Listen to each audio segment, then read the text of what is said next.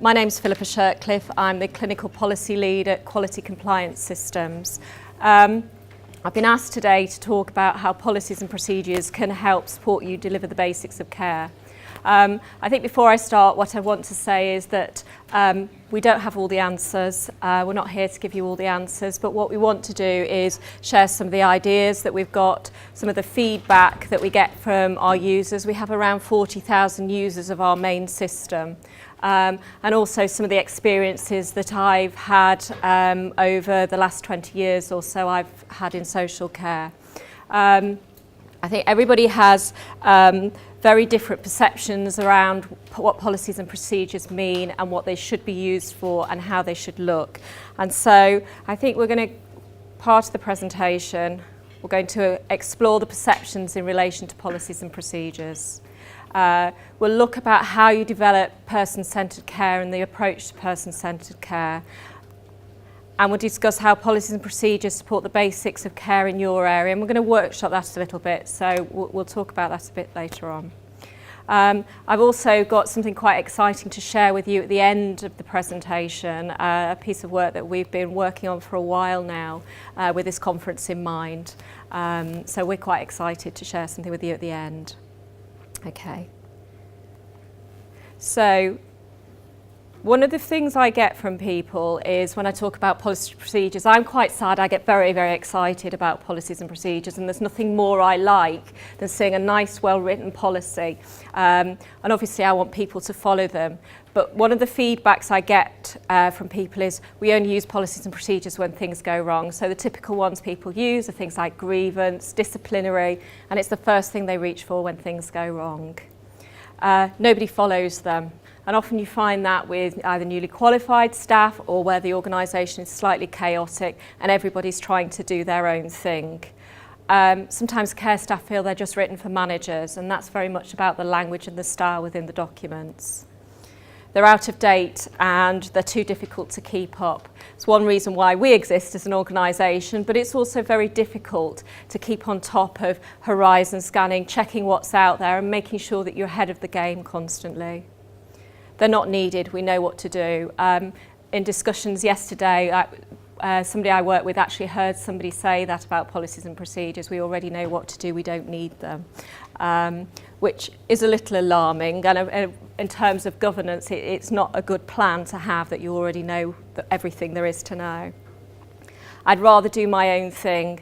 And this is one of the issues we have where there are multi-site branches or multi-site organisations, that everybody always has an opinion, everybody always wants to do their own thing, and little by little things creep in. One of the things I say to managers is that places like McDonald's and the fast food outlets, although I'm not comparing that to care, have very, very easily managed to replicate their business model, and in care it's actually really difficult to do that, and policies and procedures can help with that.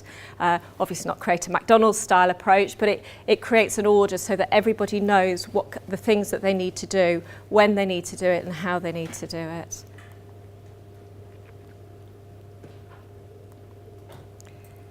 So this talks about the importance of policies and procedures. A well-written policy defines roles and responsibilities. It gives staff an idea of what they should be doing, when they should be doing it. It gives a clear idea of ownership. Very often it's easy to say, it doesn't belong to me, it's not my job. A policy and procedure, or a well-written policy procedure, will scope that out. It will guide service delivery. It allows managers to explore with their staff, both in training and supervision, what they should be doing, and managers can stand back and allow managers to get on with their day job and the staff to get on with their own job as well. They act as a benchmark for performance. In the UK, we're very heavily regulated. Our regulators, the Care Quality Commission, and in Scotland and Wales, ask for all our policies and procedures. Providers have to share their policies and procedures, and they're scrutinised to make sure that they're fitting with regulation. They also look for best practice, and they also use that to make sure organisations are translating their theory into the practice as well, which is often easier said than done. It can support an organisation to achieve goals and objectives, vision and values. Policies and procedures can clearly set out your organisation's ethos. They can help guide staff to change a culture.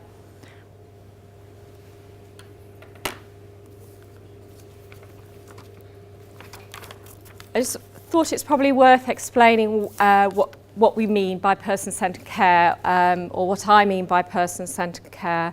And the policies that we write at QCS, we aim to make sure that staff understand how to deliver care that sees the person as a whole.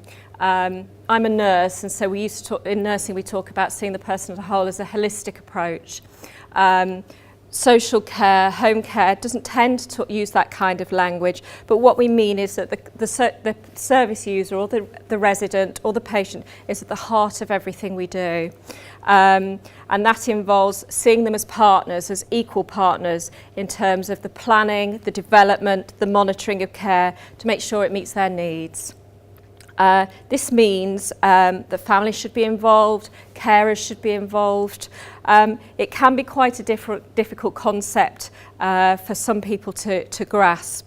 But in order to do that, services have to change, and they have to be flexible, and they have to be responsive as well to people's needs.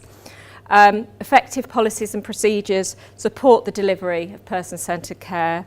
Underpinning every policy should be the beliefs that privacy, dignity and choice are paramount, so they take a human rights approach.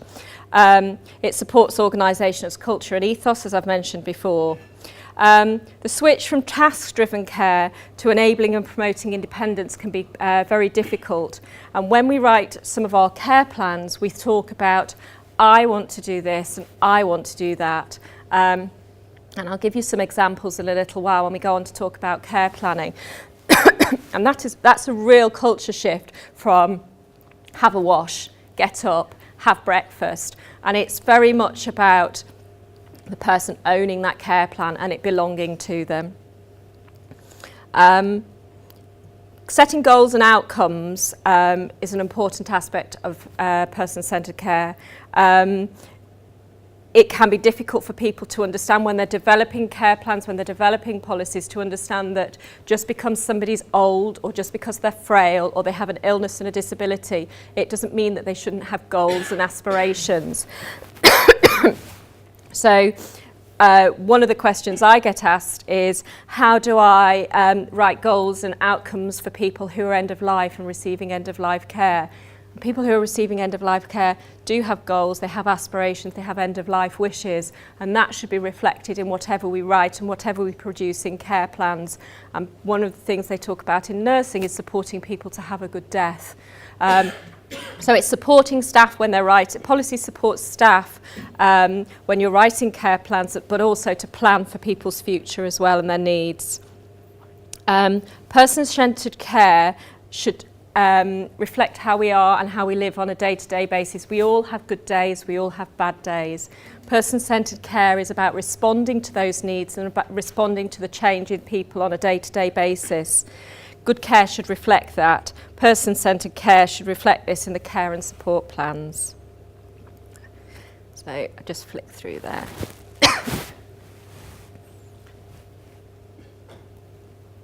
Okay.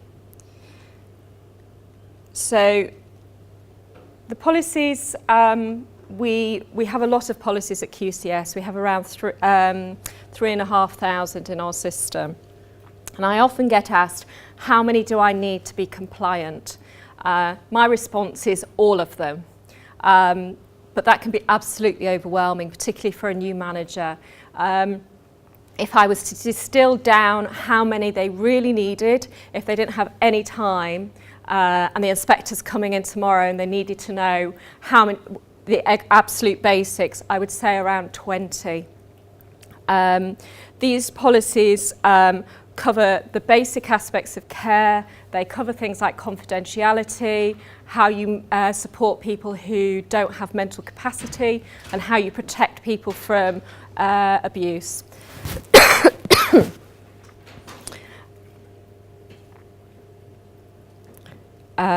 One of the things I'm going to share with you very shortly, we have created some policies specifically for CommonAge.